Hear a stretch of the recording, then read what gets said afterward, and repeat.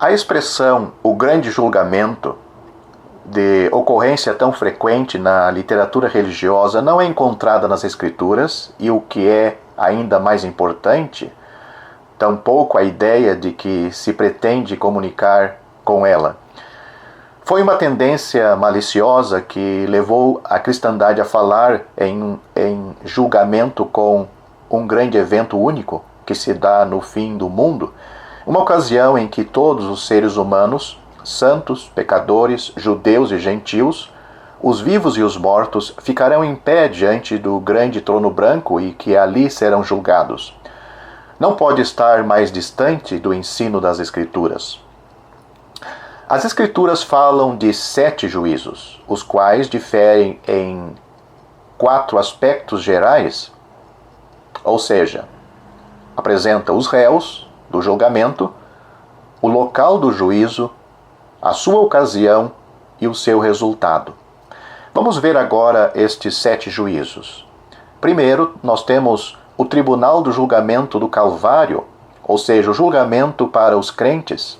Seus pecados foram julgados. Realizou-se em Israel quando o Senhor Jesus, o Filho de Deus, foi ao Calvário e morreu, pregado numa horrível cruz, substituindo o homem pecador.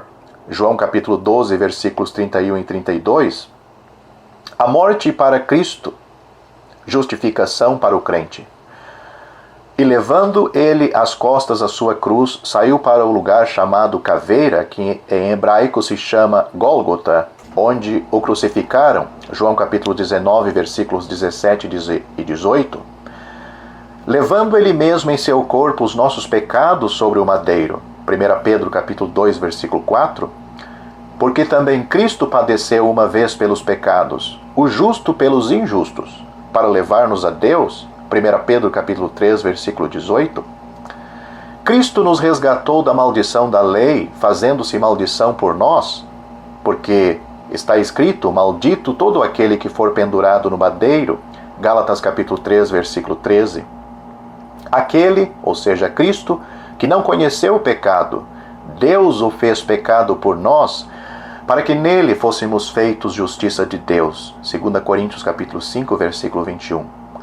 Mas agora, na consumação dos séculos, uma vez se manifestou para aniquilar o pecado pelo sacrifício de si mesmo, Hebreus capítulo 9, versículo 26, havendo feito por si mesmo a purificação dos nossos pecados, Hebreus capítulo 1, versículo 3.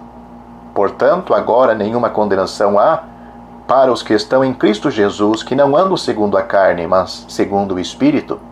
Romanos capítulo 8, versículo 1. Vamos considerar agora o segundo julgamento ou juízo. Seria o alto tribunal do julgamento do crente, o julgamento do pecado no crente. Realiza-se na terra em qualquer momento, qualquer lugar, durante a dispensação da graça, quando cada crente tem a obrigação individual de fazer uma autoanálise, exame introspectivo de sua vida com Deus. Pois se não nos julgarmos a nós mesmos, seremos disciplinados por parte do Senhor.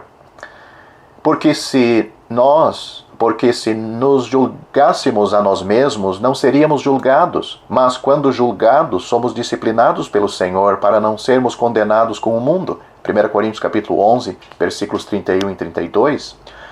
Se suportais a correção, Deus vos trata como filhos, porque que filho há a quem o Pai não corrija? Hebreus capítulo 12, versículo 7. Veja também 1 Pedro capítulo 4, versículo 17. 1 Coríntios capítulo 5, versículo 5. 2 Samuel capítulo 7, versículos 14 e 15. E também no capítulo 12, versículos 13 e 14. E 1 Timóteo capítulo 1, versículo 20. Vamos considerar agora o terceiro, o tribunal de Cristo. O procedimento ou obras dos crentes serão julgados nesta ocasião. Realizar-se-á no céu, logo após o arrebatamento da igreja, a igreja do Senhor Jesus Cristo, e por ele, o crente será julgado em lugares celestiais, na sala do tribunal de Cristo, para recebimento ou não de galardões com base naquilo que foi realizado na terra para Deus. Romanos capítulo 14, versículo 10 e 2 Coríntios capítulo 5, versículo 10 também. O resultado para o crente será galardão ou dano, mas o tal será salvo. É este um solene pensamento que, embora Cristo tenha levado em seu próprio corpo os nossos pecados sobre o madeiro e Deus tenha realizado uma aliança conosco, de modo a jamais se lembrar dos nossos pecados, conforme Hebreus capítulo 10, versículo 17, é necessário que toda obra venha a juízo, a obra do crente. A vida, as obras do crente precisam ser examinadas pelo Senhor. Pois que muito desejamos também ser-lhe ao Senhor agradáveis, quer presente, quer ausente, porque todos devemos comparecer ante o tribunal de Cristo, para que cada um receba segundo o que tiver feito por meio do corpo, ou bem ou mal, diz o apóstolo Paulo em 2 Coríntios, capítulo 5, versículos 9 e 10. Mas tu, porque julgas teu irmão, ou tu também porque desprezas teu irmão? Pois todos havemos de comparecer ante o tribunal de Cristo. Romanos capítulo 14, versículo 10. Pode-se observar que essas duas passagens são limitadas pelo contexto aos crentes e somente aos crentes. Na primeira, o apóstolo refere-se a nós como pertencentes a um de dois estados. Ou estamos em nossa morada no corpo, ou ausente do Senhor, ou estamos ausente do corpo na presença do Senhor.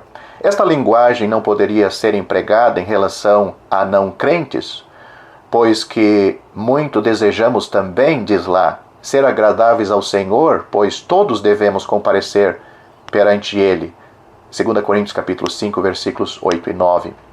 O Espírito Santo nunca une salvos e não salvos. Então, receando parecer inacreditável que um santo lavado pelo sangue pudesse ser submetido a qualquer espécie de julgamento, ele cita Isaías, a fim de provar que todo joelho se dobrará, e acrescenta, de maneira que cada um de nós dará conta de si mesmo a Deus.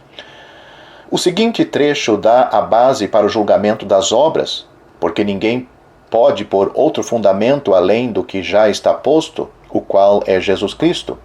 E se alguém sobre este fundamento formar um edifício de ouro, prata, pedras preciosas, madeira, feno, palha, a obra de cada um se manifestará. Na verdade, o dia a declarará, porque pelo fogo será descoberto e o fogo provará qual seja a obra de cada um. Se a obra que alguém edificou nesta parte permanecer, esse receberá galardão. Se a obra de alguém se queimar, sofrerá detrimento, mas o tal, ou seja, o crente, será salvo, todavia, como pelo fogo. 1 Coríntios capítulo 3, versículos 11 a 15. As passagens a seguir estabelecem a ocasião em que se dará tal julgamento.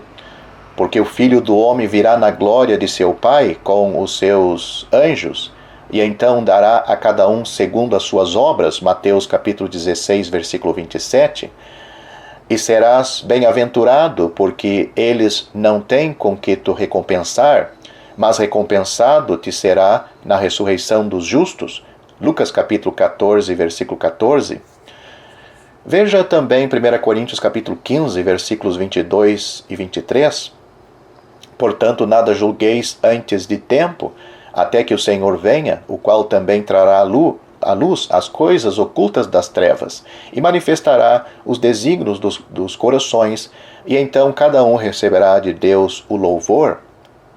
1 Coríntios capítulo 4, versículo 5. Consideremos agora o quarto tribunal do julgamento de Israel. Realizar-se-á no Monte das Oliveiras, em território de Israel, logo após a Guerra de Armagedom. Desse julgamento sairão os judeus que inaugurarão o milênio com Cristo, o Messias, conforme Ezequiel capítulo 20, versículos 33 a 44. Vivo eu, diz o Senhor Deus, que com mão forte e com o braço estendido e com indignação derramada hei de reinar sobre vós, e vos tirarei dentre os povos, e vos congregarei das terras nas quais andais espalhados, com mão forte e com o braço estendido, e com indignação derramada, e vos levarei ao deserto dos povos, e ali face a face entrarei em juízo convosco. Como entrei em juízo com vossos pais no deserto, na terra do Egito, assim entrarei em juízo convosco, diz o Senhor Deus. Também vos farei passar debaixo da vara e vos farei entrar no vínculo da aliança. E separarei dentre vós os rebeldes e os que transgrediram contra mim. Da terra das suas peregrinações os trarei, mas à terra de Israel não voltarão, e subirei e sabereis que eu sou o Senhor. Quanto a vós, ó casa de Israel, assim diz o Senhor Deus, ide, sirva cada um os seus ídolos, pois que a mim não me quereis ouvir, mas não profaneis mais o meu santo nome com as vossas dádivas e com os vossos ídolos. Porque no meu santo monte, no monte alto de Israel, diz o Senhor Deus, ali me servirá toda a casa de Israel, toda ela naquela terra. Ali me deleitarei neles. E ali requererei as vossas ofertas alçadas e as primícias das vossas oblações, com todas as vossas coisas santas. Com cheiro suave me deleitarei em vós, quando eu vos tirar dentre os povos e vos congregar das terras em que andais espalhados. E serei santificado em vós perante os olhos dos gentios. E sabereis que eu sou o Senhor, quando eu vos introduzir na terra de Israel, terra pelo qual levantei a minha mão para dá-la a vossos pais.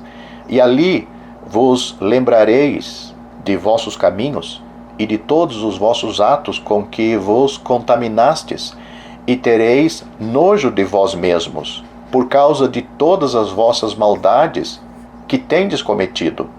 E sabereis que eu sou o Senhor, quando eu proceder para convosco por amor do meu nome, não conforme os vossos maus caminhos, nem conforme os vossos atos corruptos, ó casa de Israel, disse o Senhor Deus. Ezequiel capítulo 20, versículos 33 a 44. Nós temos também o quinto julgamento, que é o tribunal do julgamento das nações. Esse tribunal dar-se-á em terras de Israel, as nações, representadas por seus governos, momentos antes da edificação do milênio, o estabelecimento do milênio, serão convocadas a Israel, onde serão julgadas com base naquilo que fizeram ou deixaram de fazer em prol dos judeus perseguidos na grande tribulação. Nesse dia, dezenas de nações representadas por seus governos perderão seus direitos territoriais e seus governantes. Os bodes de Mateus capítulo 25 e 33, assim como o anticristo e o falso profeta, serão lançados vivos no lago de fogo e enxofre, conforme Mateus 25, versículos 31 a 46. Será na ocasião da gloriosa manifestação de Cristo, conforme Mateus capítulo 25, versículos 31 e 32, e no capítulo 13, versículos 40 e 41. O local preciso será no vale de Josafá, conforme Joel capítulo 3, versículo 1, 2, 12 a 14. O resultado será a separação de alguns salvos, outros perdidos, conforme Mateus capítulo 25, versículo 46. A base para este julgamento será o tratamento dispensado àqueles a quem Cristo ali chama de irmãos, conforme Mateus capítulo 25, versículos 40 a 45, e Joel capítulo 3, versículos 3, 6 e 9. Quanto a esses irmãos, cremos que sejam o remanescente judeu que se voltará a Jesus, reconhecendo-o como seu Messias durante a grande tribulação, período que se segue ao arrebatamento da igreja e é encerrada pela gloriosa manifestação de nosso Senhor Jesus Cristo. Mateus capítulo 24, versículos 21 e 22, Apocalipse capítulo 7, versículo 14, e 2 Tessalonicenses, capítulo 2, versículos 3 a 9. A comprovação é por demais extensa para ser exposta aqui e evidente, contudo, que esses irmãos não podem ser crentes da atual dispensação, pois seria impossível encontrar um número significativo de cristãos que fossem tão ignorantes de modo a não saber que ofícios de benevolências prestados aos crentes são, em verdade, serviço prestado ao próprio Jesus, como esse julgamento das nações em vida é, às vezes, confundido com aquele do grande trono branco em Apocalipse capítulo 20, versículo 11, convém notar os seguintes contrastes entre as duas cenas. O julgamento das nações em vida será caracterizado pelo seguinte: sem ressurreição, nações em vida julgadas na terra, sem livros, 3 categorias: ovelhas, bodes e irmãos, ocasião quando Cristo se manifestar. O julgamento do grande trono branco será caracterizado pelos seguintes acontecimentos: vai ter uma ressurreição, os mortos julgados, céus e terras fogem da presença daquele que está assentado no trono, livros foram abertos, uma categoria, os mortos após o Senhor ter reinado por 1000 anos. Os santos estarão ligados a Cristo neste julgamento, não podem, pois, estar sujeitos a esse juízo. Veja 1 Coríntios capítulo 6, versículo 2, Daniel capítulo 7, versículo 22 e Judas, versículos 14 e 15. Em verdade, o julgamento do grande trono branco e o julgamento das nações em vida possuem apenas um elemento em comum, ou seja, o juiz é o mesmo, vai ser o Senhor Jesus Cristo. Vamos para a 6ª categoria dos julgamentos, o julgamento dos anjos decaídos. Esse tribunal dar-se-á em algum lugar do espaço vazio quando todos os espíritos malignos das trevas serão definitivamente banidos para o lago de fogo e enxofre. Diante desse tribunal, Satanás, o maior adversário e inimigo do Senhor Jesus, confessará de joelhos dobrados que Jesus Cristo é o Senhor. Confira 1 Coríntios capítulo 6, versículo 3 e 2 Pedro capítulo 2, versículo 4, Judas, versículos 6 e 7, Judas só tem um capítulo. Esse julgamento dar-se-á logo após a última investida do diabo contra Cristo, a terceira guerra de Gog e Magog em Jerusalém, Apocalipse capítulo 20. Vamos para o 7º e último julgamento, o julgamento do trono branco, ou grande trono branco, chamado também o dia do juízo final. Assim como o 6º tribunal, o juízo final dar-se-á em algum lugar do espaço vazio. Será um dia extremamente estranho, pois somente os mortos estarão presentes nesse tribunal. Os mortos de todos os tempos, todos os pecadores, desde Caim até o último pecador que levantou-se contra Jesus no final do milênio, negros, brancos, amarelos, ricos, pobres, ateus, indigentes, governos, governadores, etc. e etc. O capítulo 15 de 1 Coríntios revela-nos que os santos do Senhor, na eternidade com Deus, possuirão corpos gloriosos, poderosos, espirituais, incorruptíveis e celestiais. Os pecadores, diante do juízo final do trono branco, ressuscitarão com o mesmo corpo que desceram à sepultura. O corpo físico sofrido, corruptível, marcado pelo pecado, mas sem dúvida um corpo preparado para suportar o tormento eterno.